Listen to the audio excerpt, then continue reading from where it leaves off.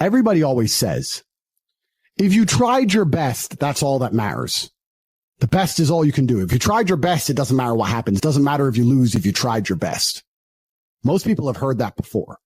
But there is a secret to the universe that most don't know. If you actually try your best, you can't lose. Not pretend to try your best, not try your best 90% of the time, not try your best with excuses. If you genuinely try your best all of the time, all day, every day, it's impossible to lose. So when people say, if you tried your best, it's okay to lose, that is a logic fail. Because if you lost, you didn't try your best in the first place. If you actually try your best, it is impossible to fail in this life.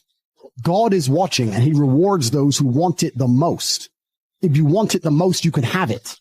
It's a competition. Every dollar you want, the house you want, the car you want, other people want. You have to win. You have to want it the most and genuinely do your best, because most people aren't capable of doing their best anymore.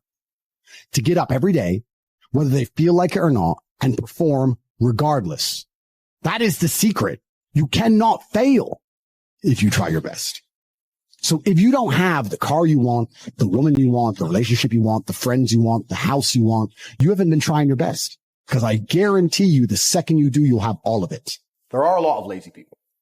The unfortunate reality about money is that you are competing. So it's player versus player. It's like anything in the world. If you want that beautiful girl, so does everyone else. You have to win the competition. You want that car, you have to get it first. You want that money, everyone wants that money. You have to compete. It's competitive. Business is competitive. You are competing against people like me. You're competing against people like the people in my network.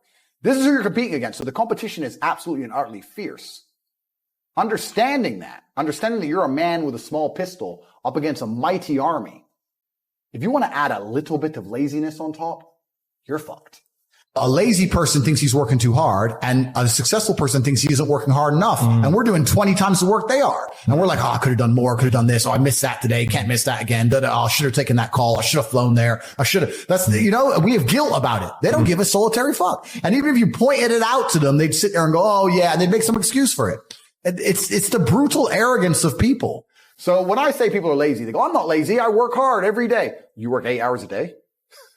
You work eight? The fuck? If I'm awake, I'm working.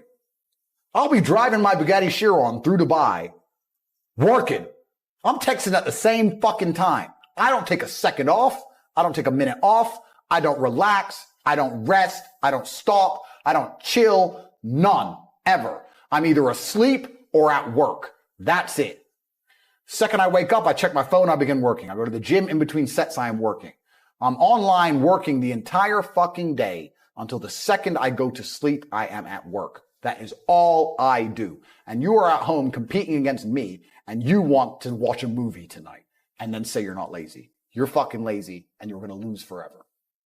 I've never seen anybody dedicate themselves to something completely and fail. I've never seen somebody eat right, go to the gym every day, train really hard, and not be in good shape. I've literally never seen it. The universe is extremely giving. If you actually try and you actually want it and you're actually not making excuses, lying, talking shit, you're going to get what you want. 99% of what men do is for status. We want to be in good shape for status. We want the fast car for status. We want the nice house for status. We want the diamond watch. We want the hot girl. This is all for our status. Look at me. I'm the big dog. This is how we compete with each other. If you're going to be a dude who pretends that's not true, or be a dude who doesn't want to compete, your life's going to fucking suck. I have no sympathy for losers. I want to make this another thing clear that ends up on TikTok and everyone cries their eyes out. I don't give a solitary fuck if you want to stay at the bottom of the societal totem pole. If I'm going to ignore how I feel day after day so I can perform, regardless of whether I'm sad, happy, pissed off, tired, if I'm going to get up and work anyway when I'm tired, how do you expect me to feel sorry for you because you didn't work when you were tired? If I don't care about my own emotions, I certainly don't give a solitary shit about yours. If you want to stay a loser, stay one. Good. It's fine. Stay a loser. I have no sympathy for you. I don't care. I am absolutely and utterly a believer in hard work. I'm a proponent of hard work. I have all this money and all I do is work. My entire life is work. This podcast is work. I'm getting in the car. I'm going to another meeting. Work. I want to go to the gym so I'm in good shape. Work. It's all work. My entire life is work. And people don't want to look at life that way. They want to talk about work-life balance and being lazy and all this crap. I don't believe in any of that. I believe in if you want to win, you have to outcompete the man who's prepared to do nothing but work. It's player versus player. If you're going to sit there and go, I don't want to work more than an hour a day. Well, the guy who does want to work more than an hour a day is going to beat you. And no matter how smart you are, there's always a smart dude who's doing the same smart work you are for more hours than you're doing it. That's just the nature of the game. You know, you're not doing anything and you're asking the question, hoping I'm going to give you some magical answer that's going to allow you to be motivated forever. But motivation isn't real. Everyone says this. Motivation is not real. Discipline's real. I do not feel like training, but I still train because I'm a disciplined individual. You don't get to go through life only doing the things you feel like doing. Do you know who gets to do that? Women. Beautiful women. Beautiful women get to do what they feel like doing. As a man, you have to do the things you're supposed to do because what we said earlier is absolutely true. It's player versus player, my friend. Now, if I wake up, I've already got this massive head start over you in life and nearly every genetic gift, plus all my finances, plus my network. And I wake up and I decide, even though I don't feel like working, I'm going to work my ass off. And you wake up way down there, a peon, and you can't be bothered to work. What chance do you have against men like us? You don't stand a chance. You can't get the girl. We'll take the girl off you. We'll bankrupt your ass. We'll kick you out your house.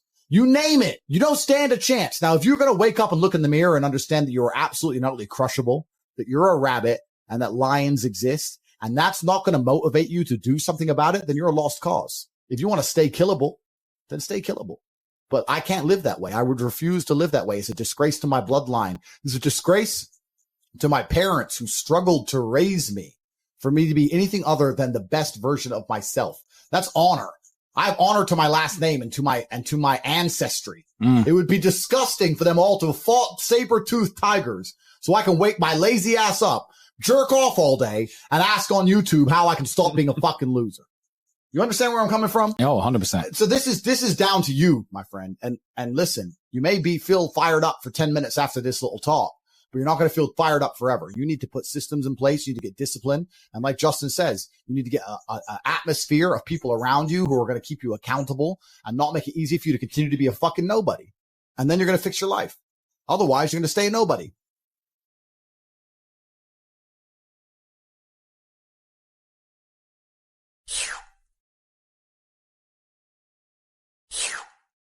Women have a special type of energy around them. They're fascinating. They're wonderful in their own special way, and they make life beautiful. You're taking a walk on the beach, it's better with a woman. You're laying in the park looking up at the sky, it's better with a woman. You're at dinner, it's better with a woman. You're at a club with your male friends, you want women around. Women are the seasoning to life. Women have a special type of energy, and I love women.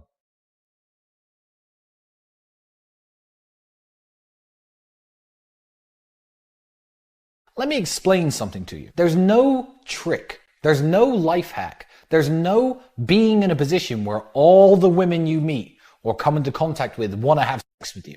That doesn't exist for any man on the planet besides Brad Pitt and a few others. If you want to be an elite level player, you have to work at it. This is what I explain to everybody. Why is Floyd Mayweather the best boxer in the world? Why is Roger Federer the best tennis player in the world? Because they train and work and perfect their skills, and that's why they are the best in their field. I am exactly the same. I'm not some guy who women just all want and they chase me and message me on Instagram and want to come over to my house. No, I make a conscious effort every single day. I wake up, I plan, I make my moves like I'm on a chessboard, and I keep not only my 6 relationships going, but I have plenty of time to meet new women. A question I'm asked a lot is how do you meet women? So the key to approaches is to keep your number of approaches very, very low. Aim like a sniper, not a flamethrower. If you see a beautiful girl, you're in a high-end spot, you want to add her to your harem, you want to add her to your collection, even if you're in your local bar. She could be a beautiful barmaid.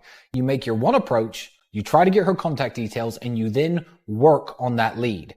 Mass approaching every woman who you could talk to is the enemy of an elite playboy like myself, because you need the hours of the day. You need your hours in the day to work, to do business, to do other things that are important, that add to the lifestyle that attracts beautiful women. You can't afford to waste all your day walking around, walking up to girls, asking for their Facebooks, asking for their Instagrams, asking for their numbers. It's pathetic. You need to make your approaches when it's approaching time. You're out with your friends, you're at a nice restaurant, you see a group of girls, you're out at a nice bar, you see a girl by the bar, she catches your eye. Then you go over and you make your approach. I make no more than 2 or 3 approaches a week. Approaches my way is completely different, you see. I don't march around trying to get women to have sex with me by talking to them.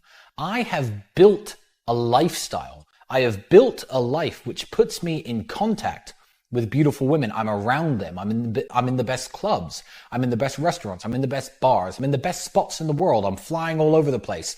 The highest level women in the world are not in your local mall, gentlemen. They're in some bar in Cannes or Monte Carlo. And if you're not there, you're not going to get them. Another way you can meet women is by having a group of women with you. Now, having a group of women with you in a town or city where these women are from, it acts like a magnet. If you have 3 or 4 girls from New York with you while you are in New York and you're taking them to the best clubs and the best bars and the best spots, the girls they know congregate around you. Having girls with you acts like a magnet. I do not go out with just men. I go out with women every single time. I don't care if they're my friends, my girlfriends, girls I'm sleeping with. I bring women when I go out because they're friends, their girlfriends, their mates, they all want to come over and talk. And that is a way that I meet a lot of women. Dating apps are nowhere near as powerful as Instagram. Everyone who's anyone, every attractive girl in the world is on Instagram. And every guy who's an elite level guy, every guy with some clout, some presence, some money, some talent, some skill, something to offer is on Instagram too. Instagram is the most powerful dating app in the world. You could be the most handsome guy in the world. You could be a Ferrari driver. You could be in super yachts in all your pictures and private jets. If you have a boring profile picture and 200 people following you, it's not that the girl likes you for the number of followers. It's you are not going to be seen. You're going to send a message to this beautiful girl. She's going to scroll down her messages. Oh, who's this? This guy has 20,000 followers. Let me read this guy's messages. She's going to skip right past you. The importance of building up a nice Instagram page when it comes to game is exceptionally important in today's world. Again, like with Instagram, my Tinder pictures are me next to my supercars, me by the pool, me looking good, having trained hard. I try to get all the attention I can from the social media, and my Tinder pictures are my Instagram pictures. Women will seek you out, not just in the real world, but in the online world more so than ever before. Women care about looks. They do. I'm not the best looking guy in the world, but I try my hardest. My beard isn't trimmed. My hair isn't cut nicely. But most of the time, I'm walking around with a nice trimmed, razored beard. My haircut is always on point. I've gelled my hair. I've dressed nicely. I'm wearing a designer shirt, nice watch, nice shoes. I'm presentable to the world. I work out. I'm physically fit. I'm not always in the best shape, but I do my push-ups every morning.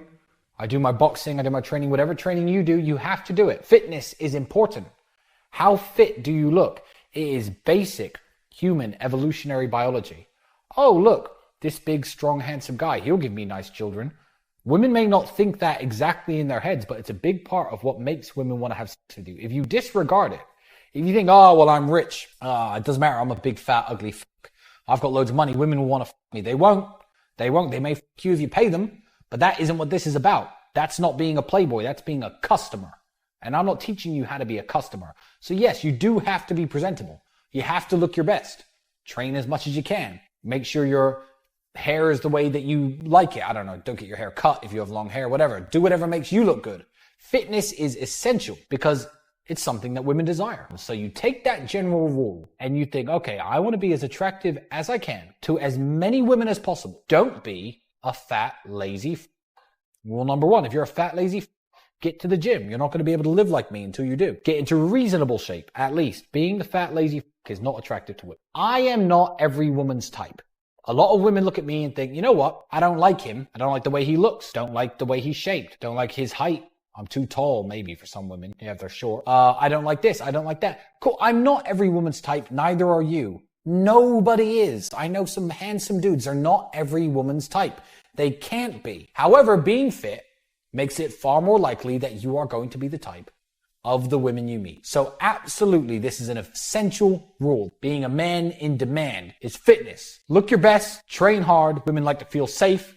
They like to feel protected. They like when you put your big arms around them. They like if you can pick them up. Women love that shit. Get to the gym. If I saw a beautiful woman sitting there at the mall sipping a coffee and I was dressed in, my beard was all messy, I had a hood up and I was in like sweatpants and shit. The confidence, you haven't maximized your own confidence, if you know what I'm saying. When you're dressed really, really well, you just had a fresh haircut, you know, you feel like a different person. So it's how it makes you feel. Women will do their makeup and do their hair and put on a nice dress, and then their personality, you'll know when you hang out with them, seems different. They're more full of their confidence. They're more their natural self. People are much more likely to listen to what you have to say, and also makes you more memorable. People take you more seriously. People are more likely to stop and listen to what you have to say. So also it burns you into people's minds and memories much more.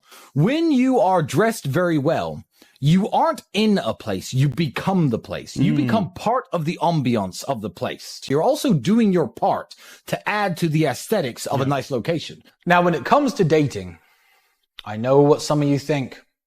Women love money. No. Women love fun, and fun costs money.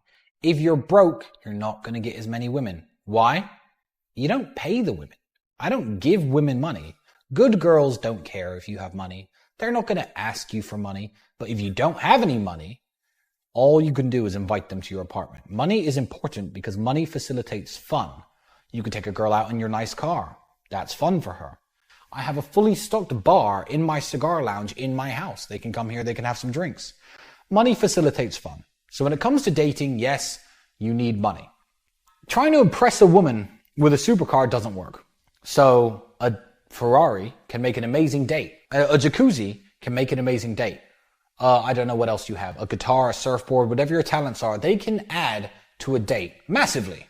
If you have a Lamborghini like I do, you don't say, oh, you want to go out in my Lamborghini? Talking about money is narcissistic.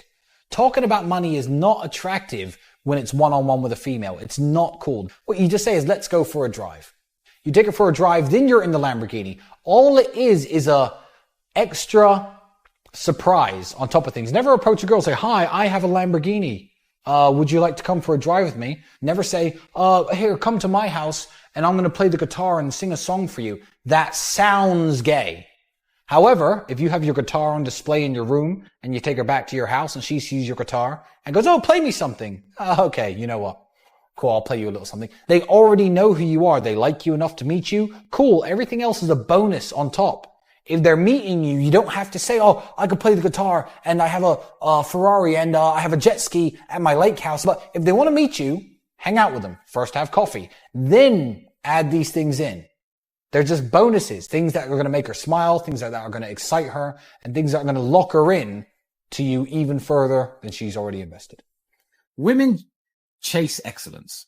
Women don't necessarily want someone who's rich or someone who's smart. They want someone who's excellent. The top tier men in the world, you could take someone like Floyd Mayweather, who can't read, and he's 5'5", but he's the best in the world at boxing. That means he's an excellent man, and women chase after that. So there's no real rule to women. I would say that women chase excellence, and you have to work on every single aspect of yourself if you want to attract a large plethora of women. The one mistake guys make that elite level players do not is they text too much. Let me explain to you. It's a very simple mathematical problem. If I spend 3 or 4 hours a day talking to a girl on WhatsApp, how many girls can I maintain that level of conversation with? 2, 3. I need to be talking to 15 girls at a time.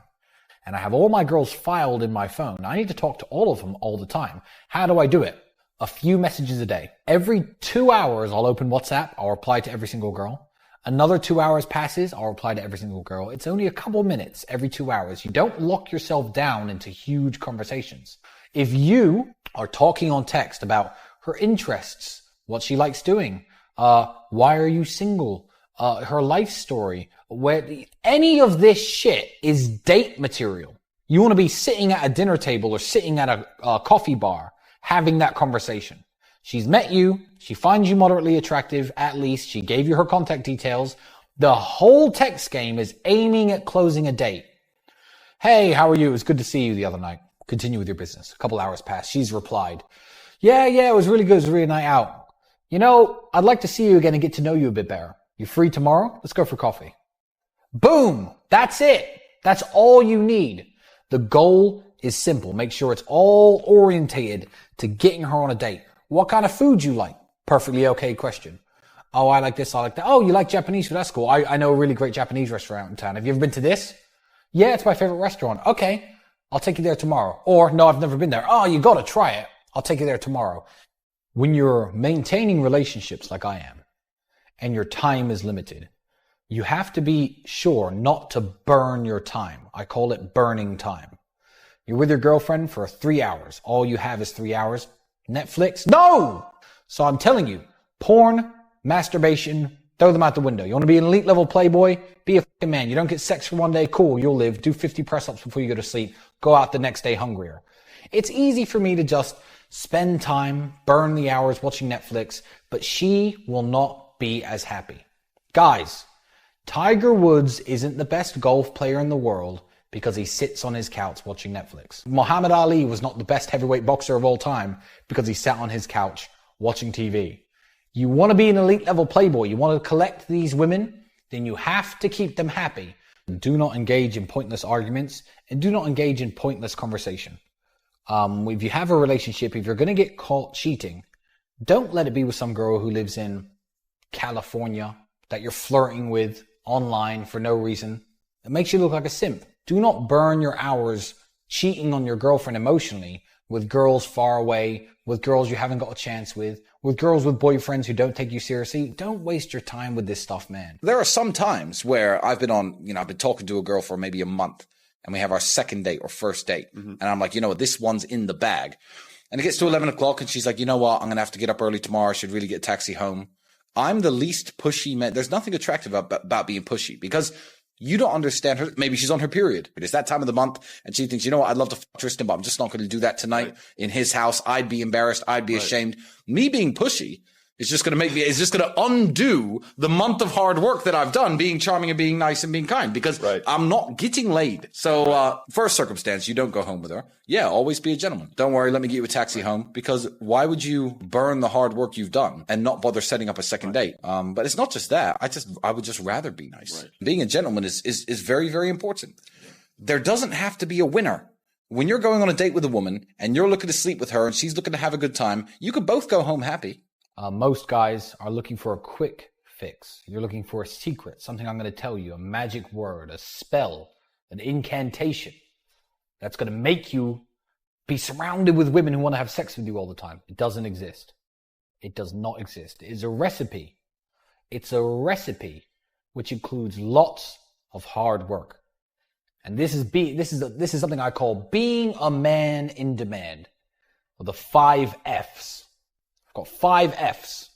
They are fitness, finance, fun, free time, the F word. Those are the 5 F's. And that is the recipe of what makes you a man who women want to. The most important part of dating when you are an elite playboy is something that you guys probably wouldn't guess. It is time management. Time management is the key to dating multiple women, to having a harem of women. You have to manage your time. You need your time. You need your time to work out. You need your time to make money. You need your hours of your day. You can't go marching around malls or marching around parks trying to go up to every woman who you speak to. You actively get searched out when you're an elite level guy. And this is what I mean one more time when I say you have to train and you have to work at being an elite playboy. That's the key. So, if you're not being scouted out, if you're not being hunted, if you're not being searched for, what exactly are you missing? Guys, stand up, look down. Can you see your dick? No, then you're too fat. Lose some weight. Women care about looks too. I'm not the best looking guy in the world, sure, but I make an effort. I try. I work out. I get into shape. All these women wouldn't like me as much if I was 20 pounds heavier or 30 pounds heavier. Of course they wouldn't. If you are lazy and you're broke, and your Instagram looks terrible, and you're fat as fuck and you look like shit, and you're not smart, you're not interesting, you're not funny, you're busy all the time, how many women do you think you're going to get? 0. It doesn't matter what you apply of what I know. You have to be a man who has some level of demand about him to be an elite level playboy. You do not give women money, ever. You do not give them money for sex. You do not give them money to show off. You don't give women money. That's bullshit. However, your financial situation creates an aura of fun.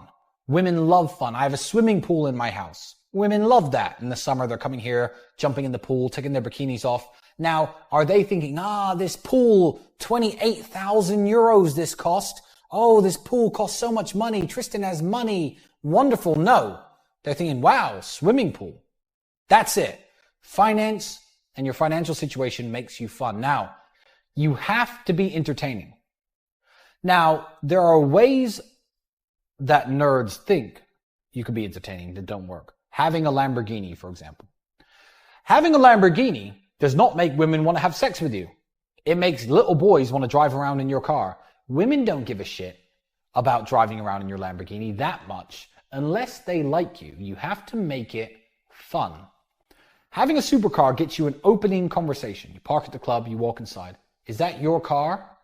If you reply, yeah, that's my car. It has 600 horsepower and I got the tires custom from Germany and the body kit is actually from a custom body shop in Bucharest and I changed the color and I've got a special steering wheel. The girl's gonna be cool, see you later. If you're a boring twat, it doesn't matter what car you drive. It doesn't matter what car you drive.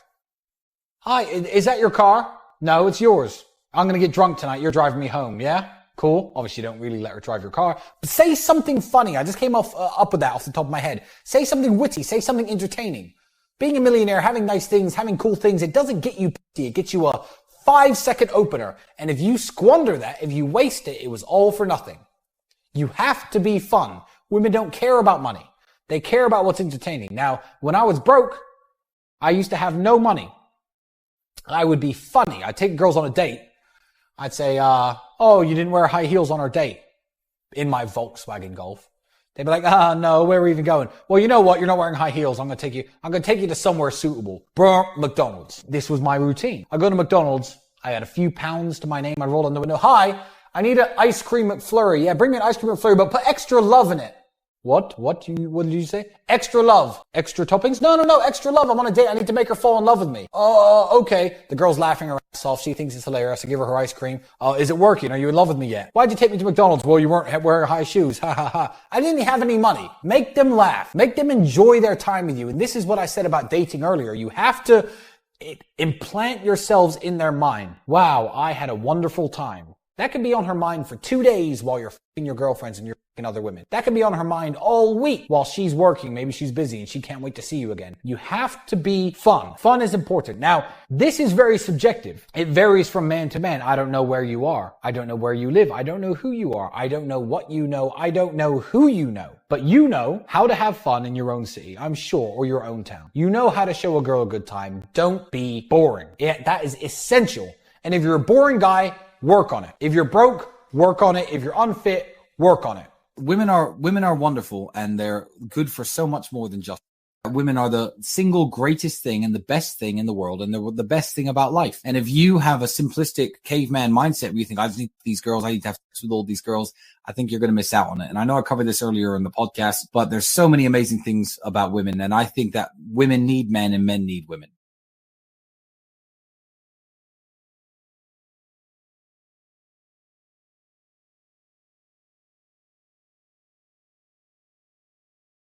I'm kind of scared because I say all these things about how the matrix is cracking. We need to build a new system, but it's happening in direct correlation at exact the same time as AI is taking over. And I'm kind of scared that AI is going to enslave us all now. I'm kind of sitting there going, is this new technology going to be used for our benefit or to perma enslave us? What do you imagine the world to look like in 5-10 years time? As I mentioned earlier on, you got AI and you got the Apple Vision Pro, and eventually they're going to come out with sunglasses like the ones you're wearing now that have every little thing that you need to see in front of you. So what do you imagine the world to look like? It's a good question.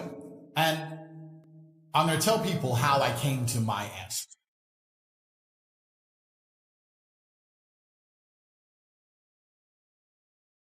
I think the best way to predict the future is to study history.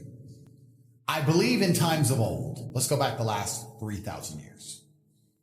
If you were a king, your life was pretty good. Or it was as good as life could be. To be a king, you had power, influence, money. That's what you had. And you were a king and you lived a good version of life. If you weren't a king, you were an average man, a common man. And I think the world is cyclical. When you were a common man 2,000 years ago, you were effectively a slave and life was terrible. And then that was the same all the way up to perhaps 1930s, 1940s. Being a common man was pretty terrible. And perhaps it was the war and the massive loss of life. Perhaps it was something else. I'm not sure. But I kind of feel like there was a golden period between in the 50s to 60s to 70s to 80s, maybe even the 90s, where being a normal, hardworking man, because life is cyclical, went from being a terrible existence to quite a good existence. In the 60s, you could be a normal man who worked in a factory, an unskilled labor job, and with one wage, you could afford a house, you could afford a car, you could afford to raise a family, your children would not be taught garbage in school, your wife would respect you, you'd have a home-cooked meal. Times are good. Times are good. And I feel like, because it's cyclical, those good times are over, and we're going back to where it was before. The kings have always been fine, and we always will. But if you're the common man, I think that the good days are over. And I think it's going to get harder and harder. The common man is about to get wrecked. I think inflation is going to make it exceptionally difficult. I think AI is going to make most jobs worth less than they already currently are. Mm-hmm. If you're a newspaper writer or whatever, AI is going to take that in the next 10 years. Yep. And you're going to, if you still have a job, it's going to be only managing the AI, which means you're going to be paid even less than you're currently paid. I think life is about to become exceptionally difficult for the people in the middle. I think the good times are over. I think it's going to go back to the feudal system of kings and serfs and peasants. And I think if you're a normal, average person now, you should feel deep fear and panic and understand that you have a certain amount of time to get into the higher bracket of the social class before these hard times come. And the most scary thing about these hard times is I feel like the gap is going to permanently close.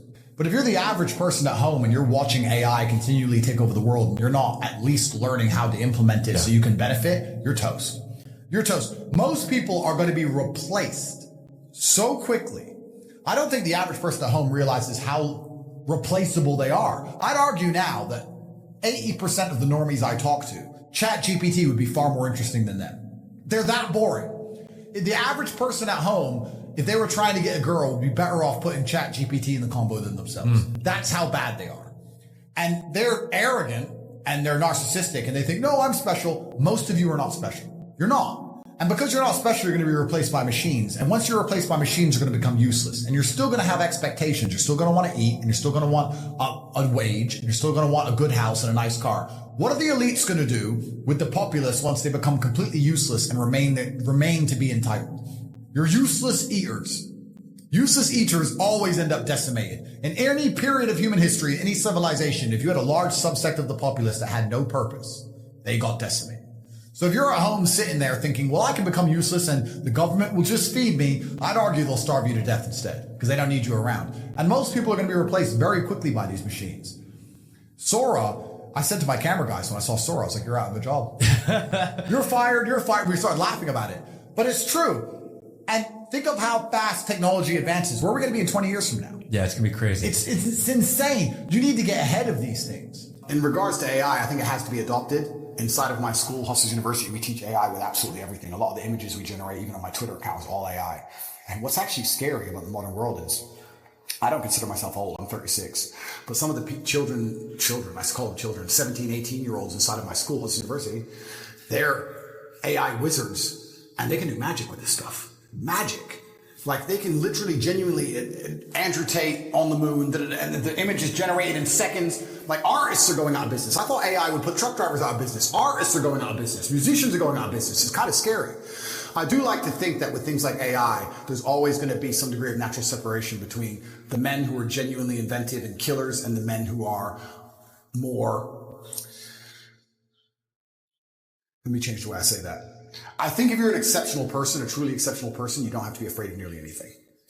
But you'll probably agree with this. In my experience, in nearly every business in the world, you have 10% killers, and then you have a bunch who want the paycheck. They do their job, but I wouldn't say they're killers. You understand? Mm-hmm. And we live in a society for a long time where I can even tell you now, sometimes when I hire, I'll say to my cousin or to my COO, I'll say, look, either get one killer or 3 normal people.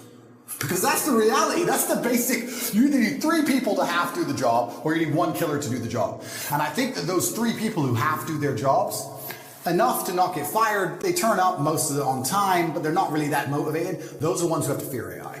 I think businesses in the medium term are going to become killers in AI. I tell them now, I have some guys who work for me on one particular company and their sales staff. I was reading through the sales scripts. The killers doing really well. But the average guys, I said, you're not doing much better than ChatGPT could do right now. I want to warn you that you're not doing much better than I could replace you with a machine today, let alone in 5 years from now, for free. You need to be careful. So I think it's just becoming more and more competitive. The idea that you can just be Joe Schmo, do your job, turn up, I don't try that hard, it's fine. I think that's all going to go out the window, because as the world becomes more competitive, as a company, you have to compete with your competitors. And the only way you're going to be able to do that is just, where do you cut the fat? Where do you cut the slack? When I see AI popping up and getting more and more intelligent in the way it's talking, that doesn't scare me. I have a way with words. If I was Joe Schmo, I'd be afraid. This chat GPT can probably text your girl better than you can. He'll probably get laid faster than you. That's a little advice for the guys out there. Yeah, right now. Just plug it into your phone. It'll do better than you do. So that's scary, you know? That's hilarious. I think that's what the average man really needs to struggle. And I've been saying, this has been my message for a very long time in all realms. I've said for a very long time that life for the average man is going to get harder and harder. It's becoming more and more competitive. You need to find more and more ways to stand out and be unique. And the only way to really do those things, unfortunately, as a man, is to suffer. I think that if you're prepared to suffer and you're prepared to show that your brand or your personal brand stands up for something, and you have information which people then believe they need, you're going to be very successful in the world today. I feel like a lot of the attention geopolitically is going to be moving towards the global south and the second and third world. And I think a lot of people understand there's always been more opportunity in the second and third world than in the first world, where a lot of things are wrapped up. Mm-hmm. I think the internet is giving a lot of access to these places that perhaps didn't exist before. Absolutely. I think artificial intelligence involved in these places is also going to be extremely important. I feel like selling information or being the barrier to information is a fantastic way to get wealthy in the world today. There's a lot of people who want things explained to them in a very concise, very quick, very compendious way. Right. And if you can take information which is perhaps freely available that takes an hour to explain and explain it in 30 seconds or less, you're going to find a way to monetize that. Right. Especially if you can draw attention to yourself and make it clear how much time you can save people. Right. Especially if you could use artificial intelligence to get that 30 seconds down to 25 seconds. Right. There's actually endless opportunity if you're prepared to work. I don't know how people in the first world aren't extremely concerned. Mm-hmm. You were being replaced by effectively foreign call centers for a while. That's something that's been going on for a while. And now we have artificial intelligence coming, and most people are so boring and uninteresting, and they have not suffered enough to be unique. Therefore, they're going to soon be replaced by a free chatbot. Right. It's a free chatbot that could already replace a large subsect of the population as we stand right now. Imagine we're going to be in 2 or 3 years from now.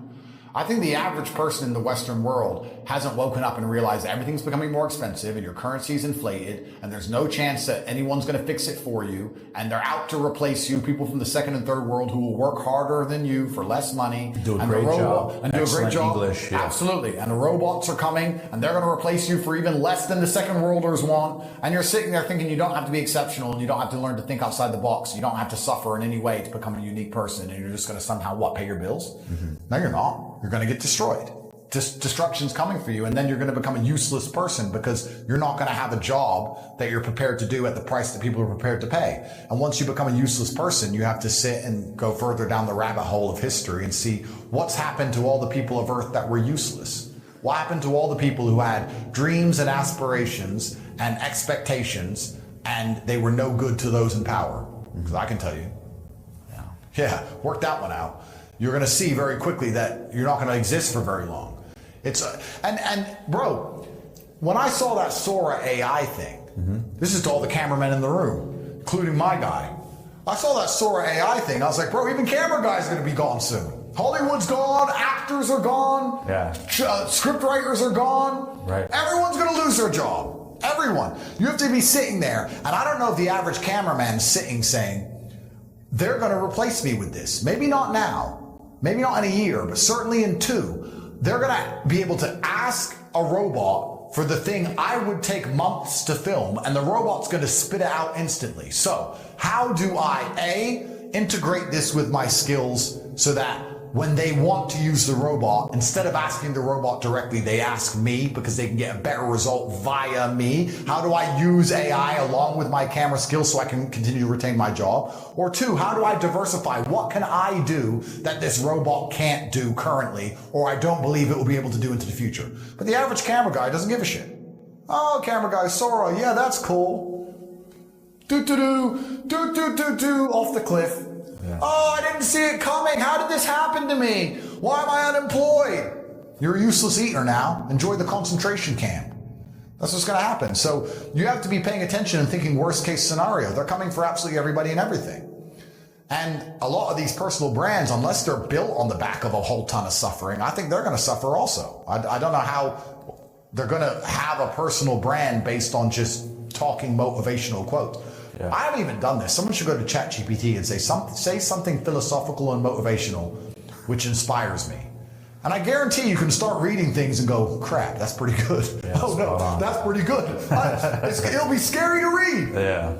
It's an inevitable reality that people have to learn. It's an inevitable reality, and I don't think most people are even considering that they're replaceable or going to be replaced. Mm-hmm. And seeing it early enough to pivot and make it work. Absolutely. It needs to cross your mind. Yeah. The one good thing about something like artificial intelligence is if you position yourself now, if you get in a position where you can use it before other people can, then people will hire you to use it for them. Work with the machines. You don't have to work against them. You can work with them. But firstly, you need to learn how to use it, and we will teach you inside of Hustles University, which you can access. But once again, most people are stupid, lazy, or arrogant.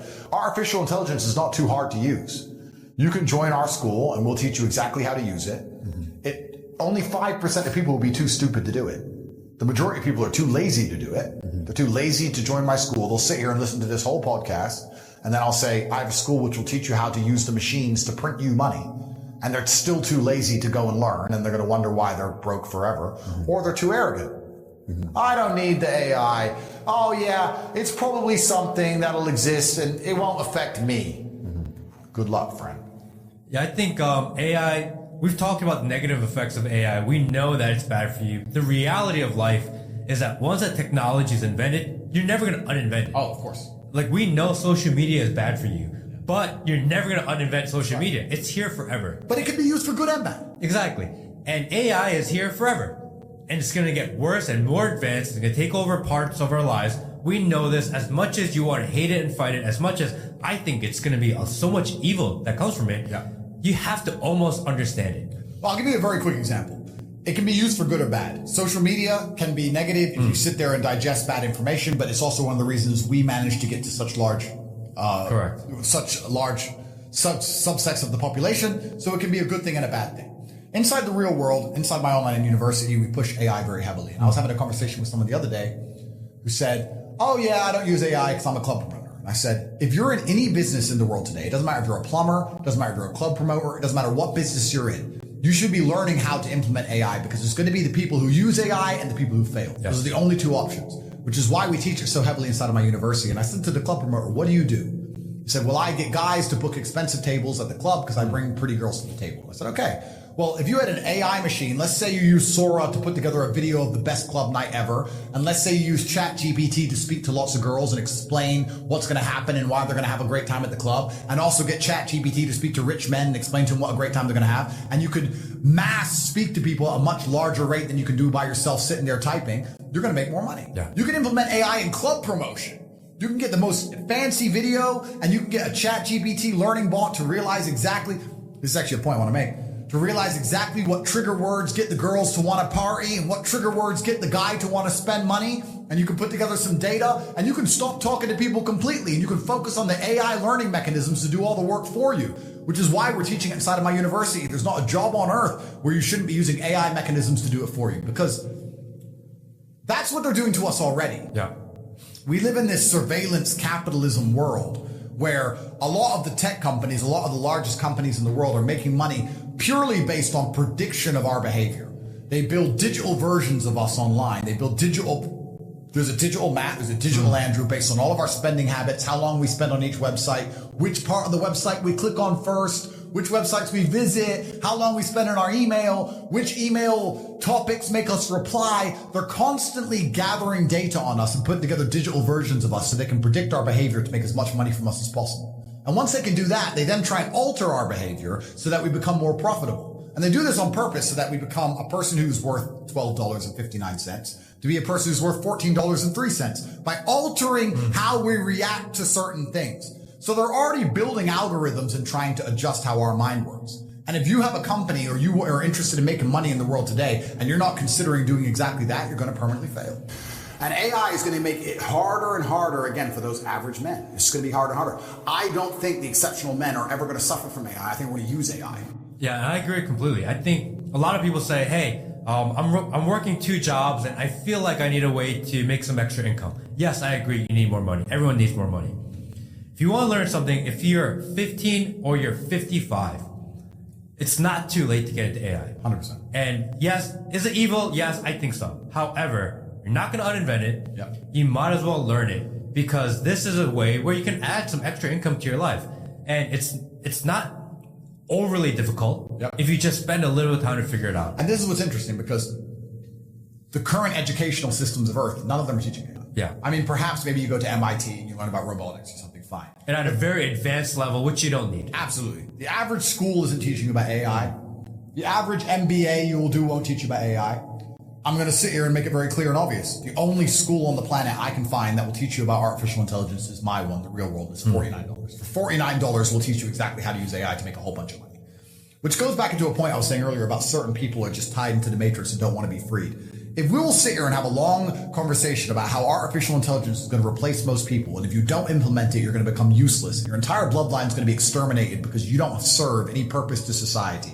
And I'm going to teach you how to use artificial intelligence for $49, and you're still not going to do it, well, then I guess you just deserve eternal slavery for your bloodline. Some people are just born to lose, I assume.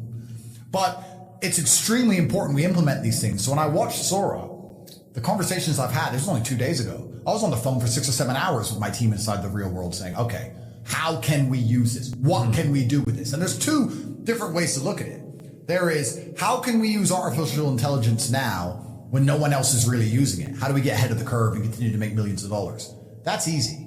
The real question is, how do we use AI when everyone else is using it? Once it becomes mainstream and everyone else can do it, when everyone else can produce adverts at the drop of a hat, when everyone else can make their product look fantastic when it isn't, when everybody else can use ChatGPT to be extremely funny and charming and interesting, when there's neural links in their brain and everybody can talk like Andrew Tate. Because right now only Andrew Tate can talk like that. When I lose my ability to speak more concisely and compendiously than everybody else, how do I compete then? That's going to be the hard one. But right now we're in a transitional period where it's easy. Because if you join the real world or you pay attention or you learn these things, you're so ahead of everyone else. It's like the first person to turn up to the gold mine. And you can just dig and pick up all the gold. But there'll become a time where the gold mine's flooded. And that's where you really have to think ahead. So we had a long conversation about how to make a bunch of money now, and that was easy. But the real question is, how do we all make a bunch of money in 20 years when AI is standardized? That's what's going to be the interesting conversation. I mean, the future is digital. Everything's going to be AI. Everything's going to be digital. We know this for sure. If you think it's not, you got your head in the sand. It's happening no matter what. 100%. You have to embrace AI. That's what I think.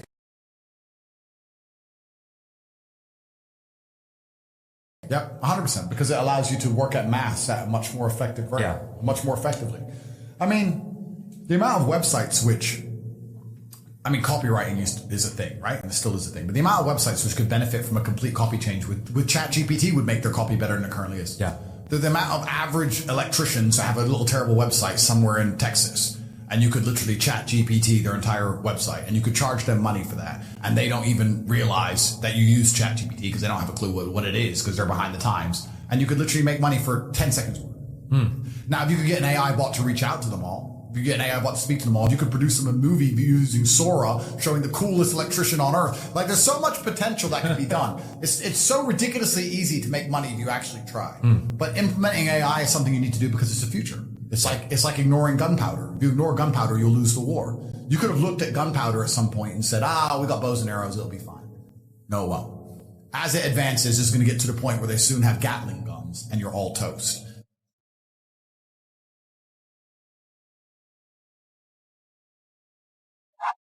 Andrew, you're simply wrong. If that's what you believe, Piers. That's what I believe. I don't believe in things that take power away. There is not an eminent doctor in the world Piers who would agree with it. Piers, Do you think you know more than doctors? I can't become clinically depressed. Why do you know? Because I don't believe in it.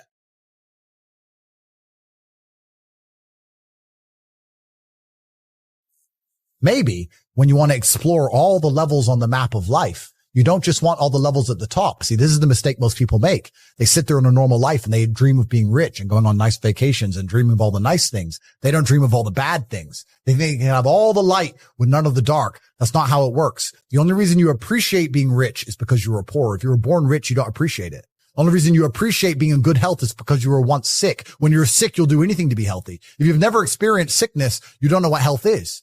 There is no light without dark. I talk about this all the time. People say I've had a traumatic life. I say, well, then you're very, very fortunate. You had a traumatic life. Now, you may have misused that trauma. You may have misplaced it. You may have accepted the matrix telling you that you now have an excuse to fail as opposed to using it to grow. But every single man of value went through trauma and they went through pain. It's going to be painful to get strong, painful to get rich, painful to become important. It's going to be painful to become good with women. Your heart's going to get broken a bunch of times. You have to be prepared for the pain. If you're not ready for pain, you're never going to be anything that matters. So Justin just absolutely and utterly nailed it. My kickboxing coach used to say to me, I used to come in the gym, say, what do you hate the most? And I said, I hate running. He said, okay, you're going running. I say, why? He goes, because whatever you hate is what you need. Whatever you hate is what you need. I want to spar, bag work, pads, no problem. Running, I didn't want to run, but that's what you need. And that's what life's about. You're not going to be able to go through life avoiding pain and also becoming a man of quality.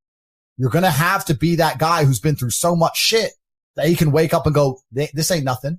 This ain't nothing compared to back then. This ain't nothing compared to that time, you know? And if you're not going to be that guy, then you're going to always suffer the consequences of not being that guy. Well, I know one thing, and this is a true statement that I've said several times. A lot of us don't know of a whole nother world that exists. It's on the other side of suffering. Once you break these barriers that you have made for yourself, like the mind is the most powerful thing in the world. In the world, it is so amazing that I used to be a 300-pound guy, and I thought that was it. Could barely read, could do anything, and now that what was inside that person was this guy that's in front of you today. That's how scary the mind is. And that's what I started realizing through this journey is that once I got a taste of, wow, man, I haven't even begun to crack what the mind is capable of. And I started realizing is on the other end of suffering, that's the real growth of life because you realize how the mind processes shit. And I talk about another thing called theory and practice. A lot of people are theorists. These smart guys that read these fucking books and shit, man, and they sit down, they tell you what the mind is supposed to do. And a lot of us listen to that shit. It becomes like, this is it, man. This old man who has been studying the mind forever. This is the cap that we have. By being a practitioner, I went out and realized a lot of these guys are so wrong, man. The mind has capabilities that are so unknown. I found that through suffering. And there's a whole nother world on the other end of that. There's pain to become important and there's pain in not being important. So you have to make a choice. So I think Justin absolutely utterly nailed it. I think his answer is even better than mine could be. You need to find something you're afraid of, find something that could hurt you and go do it. And that's one of the great things about being young, right? You're basically superhuman. Yeah. All of us are our age. We're all in our 30s. I remember when I was 21. Bro, I could through a wall. Bro, I could drink all night. Yeah. I run 20 miles. Fight all you couldn't day. hurt me. Like I had Wolverine-like healing abilities. And this is actually one of the problems with the world today. I noticed the internet's this up because we have all these youngsters who have a voice. They all think they know something on Twitter and on the internet, these kids, right? When I was 23, 22, I didn't know shit. I'm 35 now. I'm one of the smartest men on the planet. And when I was 23, I didn't know shit. When you're 35, you're definitely going to still be a dumbass. So when you're 23, like you are now, you don't know anything.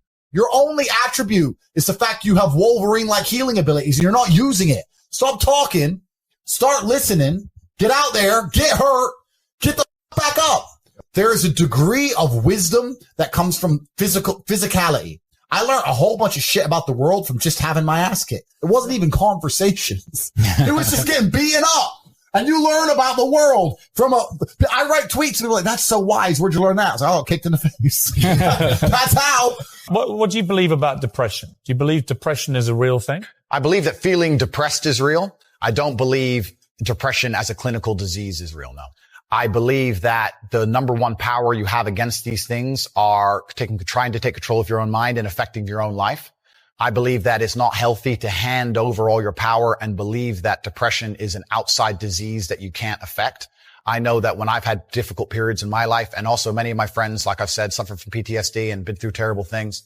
I've lived a very difficult life, and I know people who have, that the things that made them feel better is when they woke up and said, you know what? I'm not going to allow this to damage me anymore. I'm going to take responsibility. I'm going to get up and I'm going to fight this as hard as I can. If someone comes to me and says I'm clinically depressed or I feel very, very sad, I would say the first thing you need to do is stop accepting the identity of a clinically depressed person. Stop accepting you have no control over this. And my point is that a lot of people who are clinically depressed are suffering with something in their life. And if you fix the problem in their life, perhaps they won't feel depressed anymore. That's not a disease. Yeah, but Andrew, that's situational. Andrew, you're simply wrong. If that's what you believe, Piers. That's what I believe. I don't believe in things that take power away. There is not an eminent doctor in the world Piers that would agree with it. Piers, do you think you know more than doctors? I can't become clinically depressed. Why do you know? Because I don't believe in it. Your mind has a tactical advantage over you at all times. It knows your weaknesses. It knows your strengths, and it will guide you into your nice comfort zone. Yeah. We have to reprogram our mind to get a different vantage point. So then you know how to be in charge of yourself. Yep. Versus your mind being in charge of you. I call that my 40% rule, where like a car has a governor on it. It can go 130. You know, the governor's only going to go 91. Right. And the whole thing about that is a true statement, you know, like what you said, our mind wants to protect us. The mind is like, honestly, it has a tactical advantage over us. It knows our deepest, darkest fears or insecurities. It knows where we start to feel, we start getting that doubt creeping that says, hey, man, you know what, man, maybe this isn't good. Let's go back home to the wife. Let's go back home to the kids. This is not comfortable. So in that moment, the mind directs us. It's a protective mechanism. It saves us from doing bodily harm, or it really saves us from discovering that the mind's like, I want to be in charge of you. I don't want you to be in charge of me. So it tells you, let's just stop right here. But once you start breaking through that barrier and start breaking down that governor that you've put in your mind, because we forget we are in control of our mind. We believe it's the other way around. No, we put in our minds what we should do, but we believe our mind is telling us, it's giving us all this feedback. We have to reprogram it and tell us, no, we're good. We're good. This sucks, but it's okay. Everything I've ever done in my life, I didn't want to do. Everything, every day. I'm a lazy piece of shit. And I'm one of the hardest working people that ever stepped foot on this planet Earth. And I'm saying that very proudly because I know what I do. It's not cocky. I'll tell you I'm stupid. And I'll also tell you the exact opposite of what I've done. It's the truth. It is the truth. So imagine how much I've developed in that time frame. But it's the scary thing. Why most people don't want to do that, build that willpower, is because it is scary. It unlocks a whole bunch of things about who you are and who you're not. And a lot of people don't want to go down that journey to discover who they are and who they're not. Cause it's not a pretty journey. I mean, I've gone down it. It's not like I went down it once. I go down it all the time. And when you unlock that, and you can't just turn it off. Like people say, hey, well, how come you haven't retired yet? I built all this willpower. Do you think it's going to let me just retire because my knees hurt? It's telling me every morning, I wake up like, man, my knees hurt, my legs hurt, my body hurts, but you can still run. So why aren't you running? If you can still run, there'll be a time when you can't lace them up anymore, but you can still run. So I still run. When the time comes I can't run, the body will say, you just can't run. But if I can still do something, that willpower that I have created, it makes me do it every day. And that's what they don't get. What builds a human being is you start with the small building blocks. And before you know it, man, you become something that it doesn't even make sense to most people because it's just who you are now. That's why I can still run at 50 at 49 with broke down knees and broke down body. because my body knows you still can. Therefore I do. Second you stop, the willpower is gone. I made this decision to be this man, and I understood exactly what it comes with. And a lot of people at the bottom see all of the benefits. They see our cars, see the private jets, they see the girls, they see the status, and they want all of that, but they don't want the negatives. And that's why they're never going to get it. Yep. Because on your way up, you're going to start getting hit with the negatives. You're going to be derailed. There's no way to get to the top without dealing with monumental levels of stress. I often say the reason a lot of people don't have the things they want is they couldn't handle the things they want. They couldn't handle the life that is required to get the things they want. They simply would get anywhere near it and start to panic and pussy out and just go on holiday and hide on a beach and delete their social media. Even comments. Bro, mean comments. Bro. I've got street problems. You think I give a about mean comments from some anon? It's difficult for me to put into words how much I don't care. But there's people out there that do care. Yeah. And then they think, oh, I want to be like Top G, but you can't handle a comment on the internet.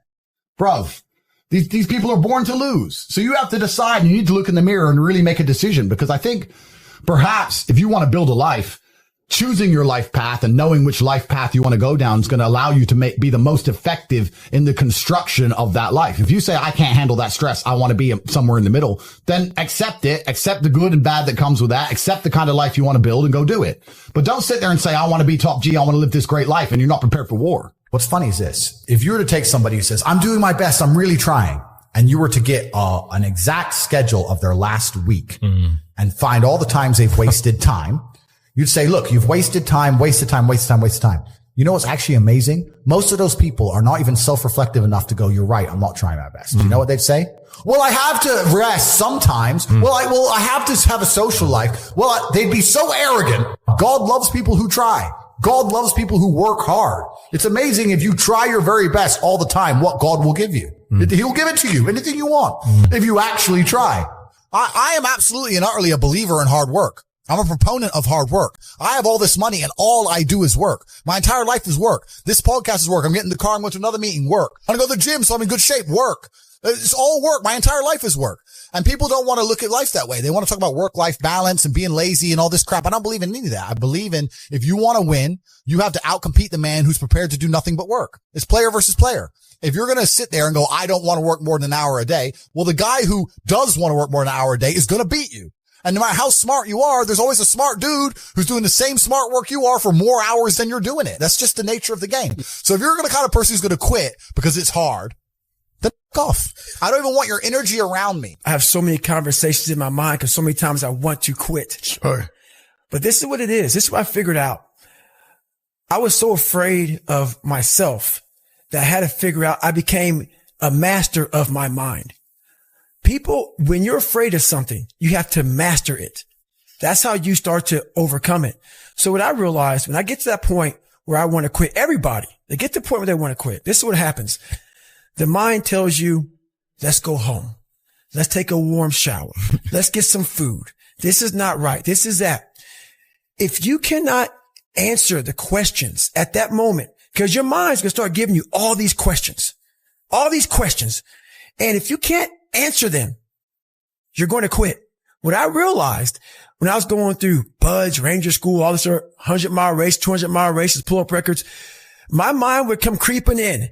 Like when I was doing 4,030 pull-ups at 2,000 pull-ups and my hands were ripped open, my mind said, look, brother, we've done all these other things. You've proven yourself. You're good.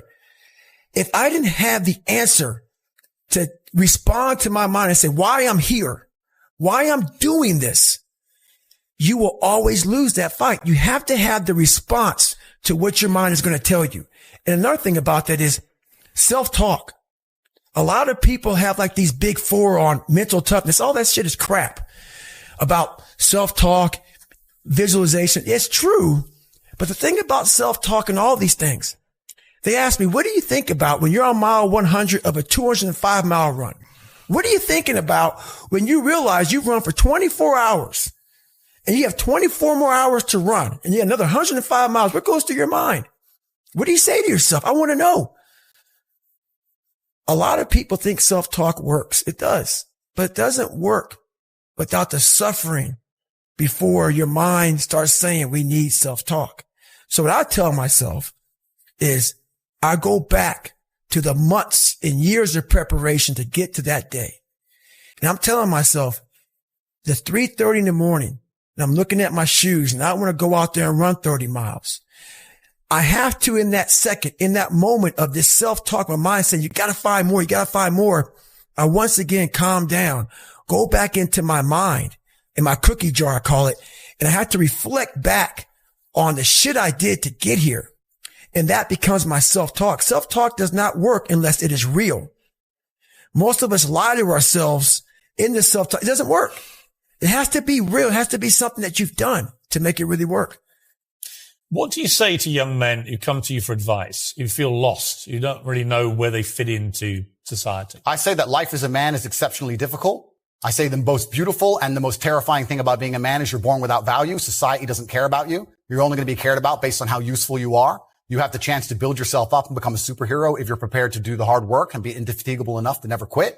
But if you're going to stand around and wait for a handout, nobody's going to ever respect you. And I think that a lot of people have forgotten about how difficult and how competitive it is as a man. We're always in constant competition with each other. And it's your duty as a man to stand up and say, I want to be as important and strong and good-hearted and God-fearing as possible. And I need to work hard to achieve those things.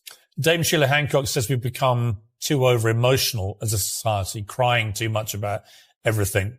Has she got a point? She's completely right. And the dangerous thing about overly emotional men is that they're dangerous. They're genuinely dangerous. This is what's crazy. All these people who talk about toxic masculinity and how bad it is for men to be traditionally masculine. A traditionally masculine man does things he doesn't feel like doing because it is his duty to do them. He charges into the building because it is his duty. Not because he feels like it, because it is his duty. We're now teaching the new generation of men that they don't have duty and they can just act on their feelings and act how they feel, and they don't have to act as a man should. Do you know what happens when you get men who just act how they feel?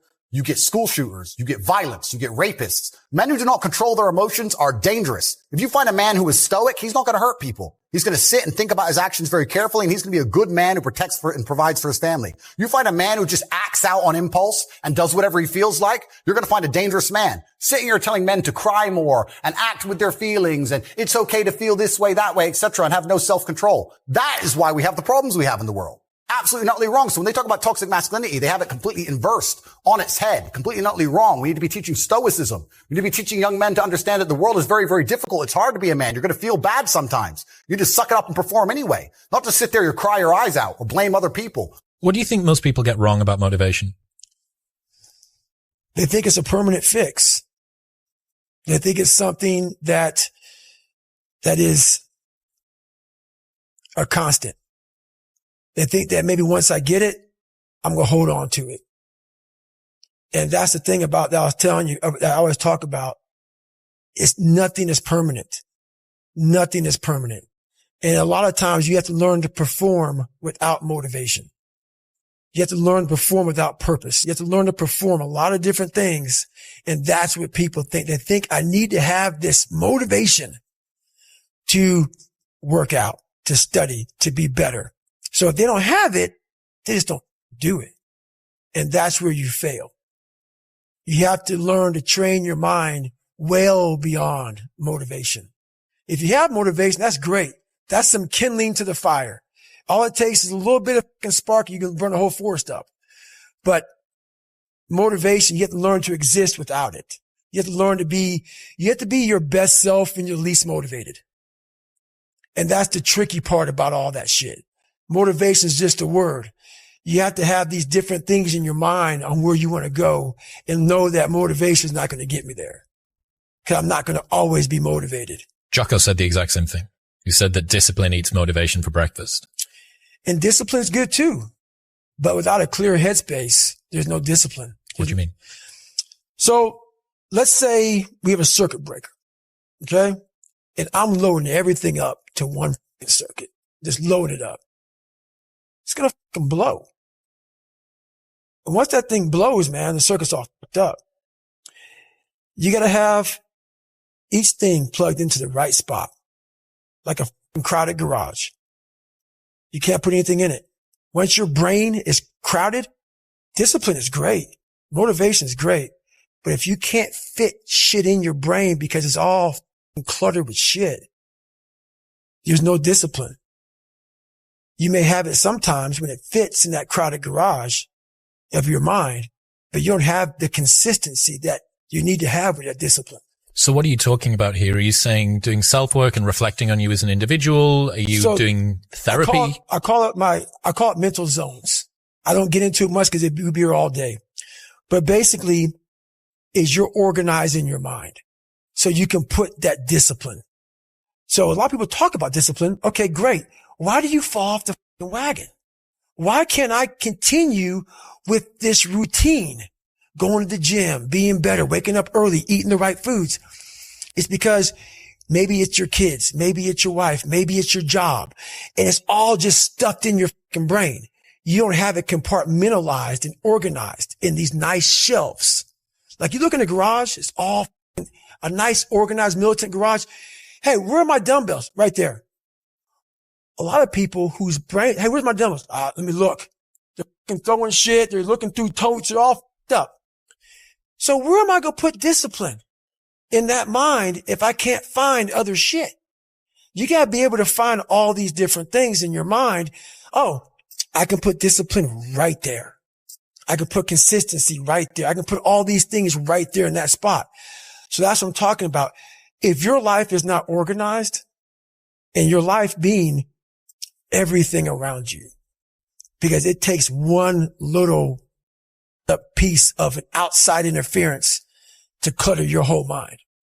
Because it's on such a knife edge. That's right. And people don't get that. Your mind has to always be clear. That's why I meditate 2 hours every single night, because I reorganize the garage, which is my mind, every night. So then discipline's in there, organization, everything is in this right spot. So when I wake up, I'm ready to go.